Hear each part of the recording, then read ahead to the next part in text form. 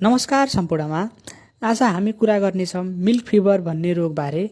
Milk fever भनेको दुध दुहुने जनावरमा देखिने मेटाबोलिक रोग हो, जुन प्राय क्याल्सियम कमी हाइपोक्याल्सिमियाको कारणले विशेष गरी बच्चा जन्माउने बेला देखिन्छ। प्रभावित जनावर बढी दुध दुहुने गाईहरूमा बढी देखिन्छ। कम मात्रामा भैँसी, बाख्रा र भेडामा पनि देखिन सक्छ। कारणहरू: बच्चा जन्माएपछि दुध र कोलेस्ट्रम बनाउन धेरै क्याल्सियमको आवश्यकता पर्नु, हड्डीबाट क्याल्सियम निकाल्न नसक्ने समस्या, काल्भिङ अगाडि बढी क्याल्सियम भएको आहार खाँदा शरीरले क्याल्सियम चलाउन नसक्ने अवस्था, हर्मोनल असन्तुलन, प्याराथाइरोइड हर्मोन कम सक्रिय हुनु। लक्षणहरू: पहिलो स्टेज अर माइल्ड स्टेज बेचैनी, मांसपेशी कम्पनी, हिँड्दा कमजोरी, भोक कम हुनु।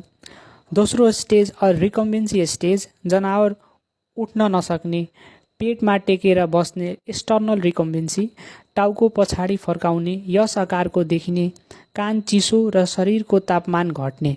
तेस्रो stage or severe or terminal stage जनावर पूर्ण रूपमा पल्टिने, लेटरल रिकम्बेन्सी, शरीर पक्षाघात, पैरालाइसिस, चेतना हराउनु।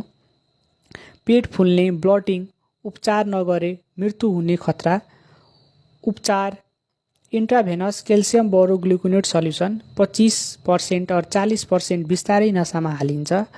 अन्तिम सन्देश: मिल्क फिभर गम्भीर भए पनि किसानले समयमा चिन्न सकेर तुरुन्त उपचार गरेर जनावर बचाउन सकिन्छ। हरेक किसानले आफ्नो पशुको आहारमा ध्यान दिनुहोस्। समयमै भ्याक्सिन, सही आहार र उचित व्यवस्थापन गर्नुहोस्। स्वस्थ जनावर नै किसानको सम्पत्ति हो। धन्यवाद।